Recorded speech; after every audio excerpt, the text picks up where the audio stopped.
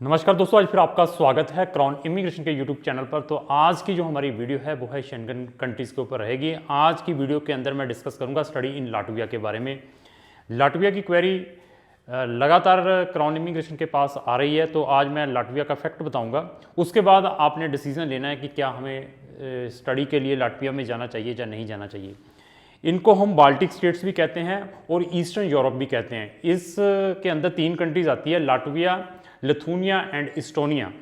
अभी सबसे पहले मैं ये बता दूं कि इनका सबसे ज़्यादा हाईएस्ट वीज़ा सक्सेसफुल रेट किसका है इन 3 कंट्री से। इन 3 कंट्री में सबसे ज़्यादा जो वीज़ा सक्सेसफुल रेट है वो है इस्टोनिया का। बट इस्टोनिया में एडमिशन लेना it is not so easy, क्योंकि जितनी भी इस्टोनिया की यूनिवर्सिटीज़ हैं या वहाँ पर कॉलेजेस हैं, they are taking the Skype interview as well as without IELTS you could not apply in Estonia. But अगर आपका इस्टोनिया की किसी भी कॉलेज या यूनिवर्सिटी से एडमिशन आ जाता है तो आपको 95% जो इस्टोनियन एम्बेसी है कहीं पर भी वो आपको वीज़ा ग्रांट कर देती है। तो जो लिथुनिया है वो निकम्मी कंट्री है। लॉट ऑफ जो अपने नॉर्थ इंडियन स्टूडेंट है उनके वीज़ाज रिफ्यूज़ करती है, स्पेशली पंजाबीज़ के। तो अभी हम अपने टॉपिक पे आते हैं, लाटविया। लाटविया का भी कंपेरेटिवली जो वीज़ा सक्सेसफुल रेट है बहुत अच्छा है। 70 to 80% लाटविया एम्बेसी भी इंटरनेशनल स्टूडेंट्स को वीज़ा प्रोवाइड करती है। बट अभी यहाँ पर एक कंडीशन आ जाती है कि लाटविया एम्बेसी उसी बच्चे को एडमिशन और वीज़ा प्रोवाइड करती है जिसको अपनी इंग्लिश प्रोफिशिएंसी अच्छी आती है, जिसको कुछ चीज़ का नॉलेज है। ऐसे नहीं है कि आप एक वीक स्टूडेंट हैं, वहाँ से छोटी मोटी यूनिवर्सिटीज़ में एडमिशन ले लिया और यहाँ पर जब आप वीज़ा डालने के लिए जाएंगे तो जो लाटवियन एम्बेसी है they are taking rigid interview के बाद दे विल डिसाइड कि आप एक जेन्युइन स्टूडेंट हैं या नहीं हैं। क्योंकि लाटविया को भी मैक्सिमम हमारे जो इंटरनेशनल स्टूडेंट्स ने एज ए ट्रांजिट यूज़ किया है अनदर शेंगन कंट्रीज़ में एंट्री के लिए, क्योंकि लाटविया भी एक शेंगन कंट्री है और लाटविया का वीज़ा भी जे लेकर चलिए आपको 26 कंट्रीज़ का वीज़ा मिलता है। उस वीज़ा से आप 26 शेंगन कंट्रीज़ एक्सेस कर सकते हैं। तो लाटविया का एडमिशन प्रोसीजर बताऊंगा। पिछली भी बहुत सारी वीडियोस में मैं लगातार बताता आ रहा हूं। वहां पर 1-2 कॉलेजेस ऐसे हैं, जैसे इस्मा यूनिवर्सिटी हुई, उसमें बहुत सारे हज़ारों बच्चों के पैसे फंसे हुए हैं। मैं बार बार अपनी बहुत सारी वीडियोज़ में रिपीट करता रहता हूँ कि अगर आपने लाटविया में अपना एडमिशन डालना है तो वहाँ पर अच्छी यूनिवर्सिटीज़ में डालें, ताकि आपके मेजॉरिटी ऑफ चांसेस है यहाँ पर आपका वीज़ा मिल जाए। लाटविया में आप विदाउट IELTS अप्लाई कर सकते हैं, बट जो वहाँ की जो यूनिवर्सिटीज़ हैं वो प्रॉपरली आपका ऑनलाइन टेस्ट लेती है और साथ में स्काइप इंटरव्यू लेती है। अगर आपकी इंग्लिश प्रोफिशिएंसी अच्छी है, आपको इंग्लिश का नॉलेज है, तो वो जो टेस्ट भी लेती है या इंटरव्यू भी लेती है वो बहुत ही ईजी है, उसको आप ईजीली क्लियर कर सकते हैं। तो लाटविया का मैं एडमिशन प्रोसीजर, वहाँ की फीसिस के बारे में, एज वेल एज जब आपने वीज़ा अप्लाई करना है तो उसके लिए कौन कौन से डॉक्यूमेंट चाहिए और इंटरव्यू में वहाँ की यूनिवर्सिटीज़ और यहाँ की एम्बेसीज क्या क्या पूछती है, उसका सारा आज हमारा डिस्कशन रहेगा। तो क्रॉन इमिग्रेशन जितनी भी 26 कंट्री है उसमें एक्सपर्टाइजेशन है। अगर आपने किसी भी कंट्री में स्टूडेंट वीज़ा के लिए जाना है तो आप एक बार क्रॉन इमिग्रेशन का ओपिनियन लीजिए, अपनी प्रोफाइल शेयर करिए, आपकी एज कितनी है, आपके परसेंटेज कितने हैं, विदाउट IELTS जाना है, विद IELTS जाना है, या आप ऑलरेडी रिफ्यूज़ हैं बहुत सारी कंट्रीज़ में, तब भी आपको हम बेस्ट से बेस्ट गाइडेंस प्रोवाइड कर सकते हैं। क्योंकि हमारे पास 100 से ज़्यादा कंट्रीज़ हैं, पूरा शेंगन है, मैंने बहुत सारी वीडियो में बताया है। साउथ अमेरिकन कंट्रीज़ हैं, इवन बहुत सारी CIS कंट्रीज़ हैं, ऑस्ट्रेलिया, न्यूजीलैंड, जो आम कंट्रीज सब भेजते हैं वो भी हैं।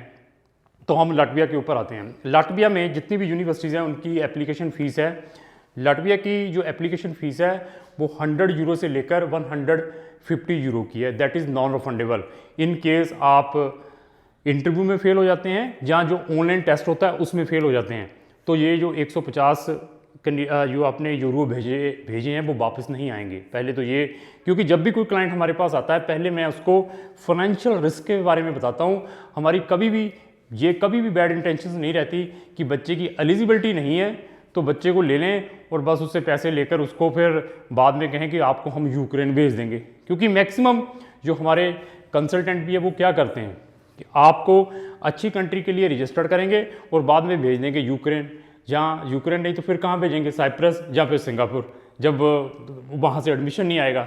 बट हम पहले ही आपका केस देखने से देखने के बाद, असेसमेंट करने के बाद बता देंगे कि आपके कितने चांसेस हैं। अगर आपका यहाँ पर एडमिशन नहीं हुआ तो फर्दर हम आपको क्या ऑप्शंस देंगे।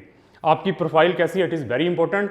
अगर आप इंग्लिश में वीक हैं तो मैं स्ट्रांगली रिकमेंड करता हूँ कि लाटविया में अपना एडमिशन मत डालें, क्योंकि आपका एडमिशन अगर वहाँ की कोई गलत यूनिवर्सिटी से आ गया जो इंटरव्यू नहीं लेती, तो यहाँ पर वीज़ा नहीं होगा और आपके जो पैसे हैं वो भी वहाँ पर फंस जाएंगे। क्योंकि शेंगन कंट्रीज़ के साथ हमें 12 से 14 साल का एक्सपीरियंस है, हमें मालूम है कि कौन सी यूनिवर्सिटीज़ अच्छी हैं और कौन सी यूनिवर्सिटीज़ का वहाँ पे जो फ़ीस रिफ़ंड नहीं करती। जर्मनी के अंदर भी बहुत सारी यूनिवर्सिटीज़ में अभी भी बच्चों की फ़ीस फंसी पड़ी हैं। बच्चे हमें अप्रोच कर रहे हैं, सर अभी हमारी फ़ीस निकलवा कर दो, तो वो मैं अपनी नेक्स्ट वीडियो में बताऊँगा।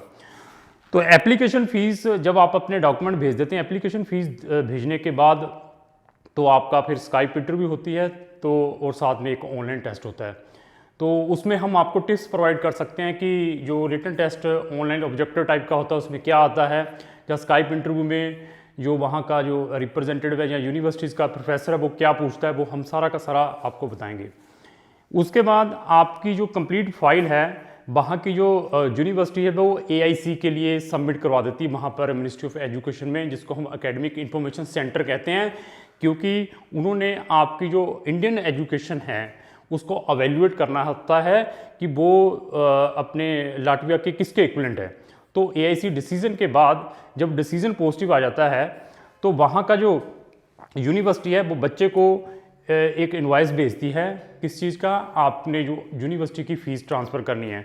तो लाटविया में किसी भी यूनिवर्सिटी में आप अपना वीज़ा डालते हैं तो आपको फ़ीस भी एडवांस में भेजनी पड़ती है, ट्यूशन फ़ीस, जो कि 100% रिफंड आ जाती है इन केस आपका वीज़ा रिफ्यूज़ हो जाता है। बट कंडीशन यही है कि आप कौन सी यूनिवर्सिटी में अपना वीज़ा डालने के लिए जा रहे हैं। मैंने फिर बता दिया, प्रोफाइल देखने के बाद मैं आपको सजेस्ट करूंगा कि आपको लाटविया में केस डालना चाहिए या नहीं डालना चाहिए, या कौन सी ऐसी शेंगन कंट्री में केस डालना चाहिए जहां पर आप इंटरव्यू फेस नहीं कर सकते हैं लेकिन आपके पास IELTS है, तो मैं उसके अकॉर्डिंग आपको कंट्री सजेस्ट कर सकता हूं। तो जब आप अपनी फ़ीस भेज देते हैं, फ़ीस के बारे में डिस्कस करेंगे। वहाँ की जो फ़ीस है 2800 यूरो से लेकर 3500 यूरो की है, डिपेंड आप कौन से प्रोग्राम में और कौन सी यूनिवर्सिटीज़ में जा रहे हैं। और जितनी भी वहाँ पर यूनिवर्सिटीज़ हैं वो 500 यूरो का एक सिक्योरिटी डिपॉजिट भी लेती है, जो कि रिफंडेबल होता है जब आप अपनी स्टडी कंप्लीट कर लेते हैं। तो अगर आपकी 3000 यूरो की फ़ीस है तो 500 यूरो आपको सिक्योरिटी डिपॉजिट भी रिस्पेक्टिव यूनिवर्सिटीज़ को भेजना पड़ेगा। जब आप ये फ़ीस वहाँ पर ट्रांसफ़र कर देते हैं तो वहाँ की यूनिवर्सिटी आपको एडमिशन लेटर, एक कॉन्ट्रैक्ट है जो AIC का डिसीजन आया होता है, इसको ओरिजिनली आपको कोरियर करवा देती है। इसके बाद क्या करना होता है बच्चे ने, तो यहाँ पर एक वो बहुत ही इंपॉर्टेंट चीज़ है कि जो लाटविया एम्बेसी है इंडिया के अंदर, दे आर वेरी रिजिड, वो आपके सोर्स ऑफ इनकम भी मांगती हैं। क्योंकि अभी बच्चों के पास जब बच्चे आते हैं, सबसे पहले मैं ये चीज़ें बताता हूँ कि आपके पास ये डॉक्यूमेंट होने चाहिए। ये नहीं कि हम ब्लैकमेलिंग स्टार्ट कर दें बाद में रजिस्ट्रेशन कराने के बाद, अभी ये डॉक्यूमेंट लाओ, अभी वो डॉक्यूमेंट लगाओ। हम पहले ही बता देते हैं। कई बच्चे कहते हैं सर हमारे पास तो ITRs नहीं है, हमारे पास तो सोर्स ऑफ इनकम नहीं है, लेकिन बैंक के अंदर पैसे हैं। मैं उसके अकॉर्डिंग आपको कंट्री सजेस्ट कर सकता हूँ कि जो कंट्री सोर्स ऑफ इनकम नहीं मांगती, तो आपने पहले हमें बताना है कि आप चाहते क्या हैं। तो यहाँ पर सोर्स ऑफ इनकम बहुत इंपॉर्टेंट है। आपके पेरेंट्स क्या करते हैं, अगर वो फार्मर है तो आपके J फार्म, अगर बिजनेस कर रहे हैं तो आपका यहाँ पे करंट अकाउंट, जहाँ अगर वो कहीं जॉब कर रहे हैं तो उनकी ITRs। ये डॉक्यूमेंट बहुत इंपॉर्टेंट है जब आपने अपना वीज़ा अप्लाई करना है। तो जब आपने फ़ीस भेज दी, डॉक्यूमेंट आ गए, आपको एक PCC भी निकलवानी पड़ेगी पासपोर्ट ऑफिस से। पासपोर्ट ऑफिस से निकाली, जो आपके 10th 12th के डॉक्यूमेंट हैं, अगर MBA के लिए जा रहे हैं तो बैचलर के डॉक्यूमेंट है, इनको अपोस्टाइल भी करवाना पड़ेगा। अपोस्टाइल के भी चार्जेस बता दूंगा, एक डॉक्यूमेंट का 1500 रुपया लगता है। तो आप डॉक्यूमेंट देख लीजिए, 10th 12th, एक आपकी PCC, ये 3 डॉक्यूमेंट अपोस्टाइल होते हैं। ये होने के बाद तो हमें एक हेलो वेरीफाई एजेंसी हायर की हुई है लाटवियन एम्बेसी ने। मैं बहुत सारी वीडियोस में बार बार बताता हूँ कि शेंगन की बहुत सारी ऐसी कंट्री है जिन्होंने अपनी वेरीफैक्ट एजेंसीज हायर की हुई हैं, जो कि आपके डॉक्यूमेंट व्हाट्सएवर जो आप वीज़ा फाइल के साथ लगाते हैं उसको चेक करती है। तो ये भी एम्बेसी बहुत ही रिजिड है।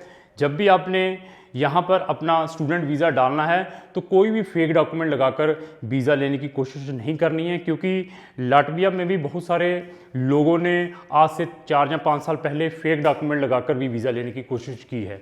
फॉर दैट रीज़न उन्होंने आज की डेट में एक हेलो वेरीफाई एजेंसी हायर की हुई है। तो जब आप ये सारे के सारे डॉक्यूमेंट वेरिफिकेशन के लिए हेलो वेरीफाई को भी भेजने हैं। उसमें कौन कौन से हैं? आपके एकेडमिक डॉक्यूमेंट और आपके पेरेंट्स के सोर्स ऑफ डॉक्यूमेंट। उसके अंदर आपकी ITRs हो सकती है पेरेंट्स की, जहाँ जे फॉर्म हो सकते हैं। ये सारे के सारे हेलो वेरीफाई एक थर्ड एजेंसी है, उनको भेजने पड़ते हैं। तो उसकी 10,000 की फीस है, वो भी आपको ट्रांसफ़र करनी पड़ती है। वो होने के बाद फिर ये सारे के सारे डॉक्यूमेंट जब वेरीफाई हो जाते हैं, सोर्स ऑफ इनकम भी हो जाते हैं, आपको एक बैंक स्टेटमेंट भी चाहिए जो आपके पेरेंट्स के नाम पे या स्टूडेंट के नाम पे होनी चाहिए। वो कितने की है? मिनिमम 7 लाख रुपया आपके अकाउंट में होना चाहिए, चाहे वो करंट है, चाहे वो 3 महीने पुराना, चाहे 6 महीने पुराना। That should be in your bank account. ये सारे के सारे डॉक्यूमेंट हम यहाँ से जो लाटवियन एम्बेसी है वहाँ से वीज़ा अपॉइंटमेंट के लिए टेलीफोनिकली या मेल के ऊपर लिखते हैं। वो वीज़ा अपॉइंटमेंट की डेट देती है, उस दिन बच्चे को ये सारे के सारे डॉक्यूमेंट ले जाकर वहाँ पर सबमिट करवाने पड़ते हैं एम्बेसीज में। फिजिकली वहाँ पे फिंगरप्रिंट होते हैं और आपकी एम्बेसी फीस लगती है अप्रोक्स, वो 10,000 की है अप्रोक्स। वो आपको वहाँ पर डिपॉजिट करनी पड़ती है। जब आप वीज़ा फाइल सबमिशन करवाने के लिए जाते हैं, जो वहाँ की एम्बेसी वो फीस भी आपके क्रेडिट कार्ड के थ्रू लेती है। आप अपने कार्ड साथ में लेकर जाने हैं। तो at the time of submission वहाँ पर जनरल इंटरव्यू होती है। तो इंटरव्यू के बारे में डिस्कस करेंगे। इंटरव्यू में आइदर यूनिवर्सिटीज़ और यहाँ पर एम्बेसीज क्या क्या पूछती है उसके बारे में एक जनरल मैं आपको थोड़ा सा व्यू प्रोवाइड कर देता हूँ।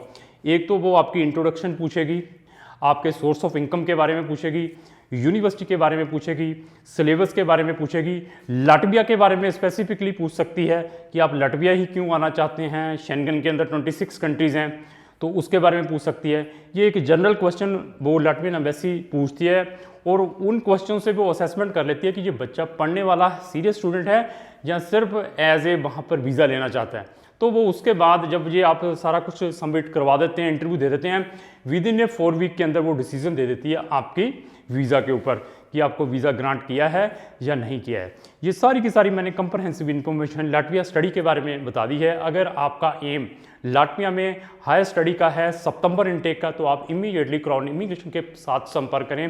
क्राउन इमिग्रेशन के बाद बहुत सारी वहाँ की यूनिवर्सिटीज़ हैं जिनको डायरेक्टली और इनडायरेक्टली रिप्रेजेंट कर रहे हैं।